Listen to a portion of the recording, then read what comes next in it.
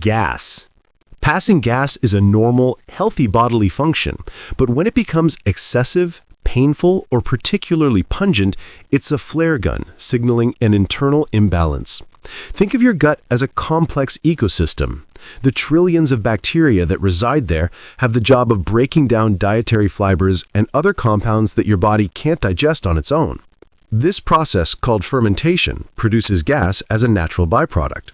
But when the balance of this ecosystem is disrupted, too many of the wrong kinds of bacteria or not enough of the good ones, the fermentation process goes into overdrive.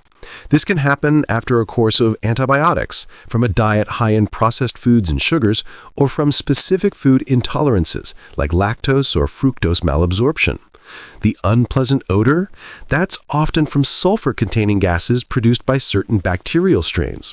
So, excessive gas isn't just a social nuisance, it's a direct audiovisual report from your inner microbial world, telling you that the fermentation vats are working overtime and the bacterial balance is off. Bloating. You finish a meal, and instead of feeling satisfied, your abdomen feels tight, distended, and uncomfortably full, like a balloon slowly inflating inside you. This isn't just about the volume of food. Bloating is often a clear signal of digestive distress.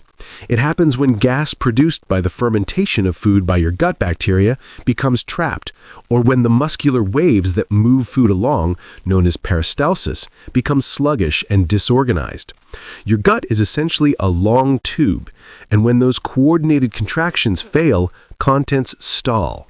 It can also be a sign of small intestinal bacterial overgrowth, or SIBO, where bacteria that belong in the colon have migrated upstream, fermenting food too early and too vigorously. It's a traffic jam in your digestive highway, a physical manifestation of a system that's struggling to manage its own internal processes. Constipation. It's more than just infrequent bowel movements. It's the sensation of incomplete evacuation, straining, and passing hard, dry stools. This is a major sign that your gut's waste management system is failing.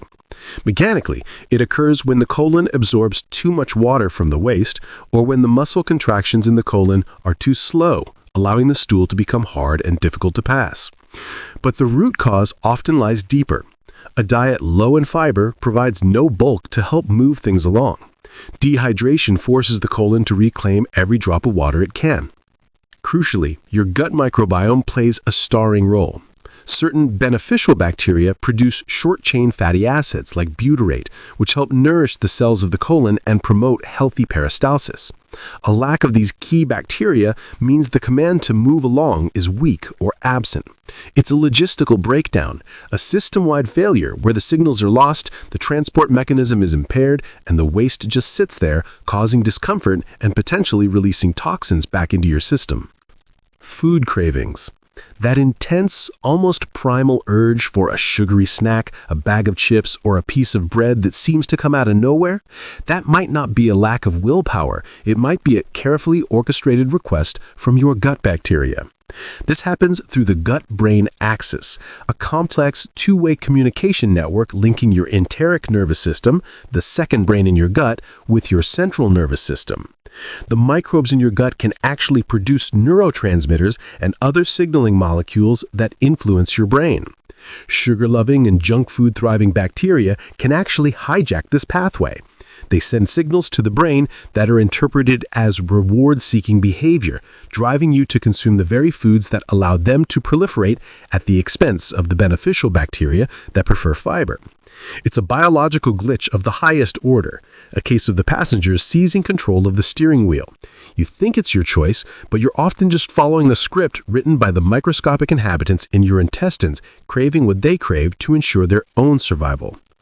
Fatigue. You're clocking a solid 8 hours of sleep, but you wake up unrefreshed, dragging yourself through the day with a persistent brain fog and a total lack of energy. This profound exhaustion is one of the most overlooked signs of a gut in crisis. The connection is twofold. First, an unhealthy, inflamed gut lining has an impaired ability to act as a selective barrier and absorb nutrients. This can lead to deficiencies in critical energy-producing nutrients like iron, B12, and magnesium. Your body's cellular power plants, the mitochondria, simply don't have the raw materials to generate fuel. And second, a significant portion, about 90% of your body's serotonin, a key neurotransmitter responsible for regulating mood, sleep, and appetite, is produced in the gut. When the gut ecosystem is disrupted by inflammation or dysbiosis, a bacterial imbalance, this production can falter.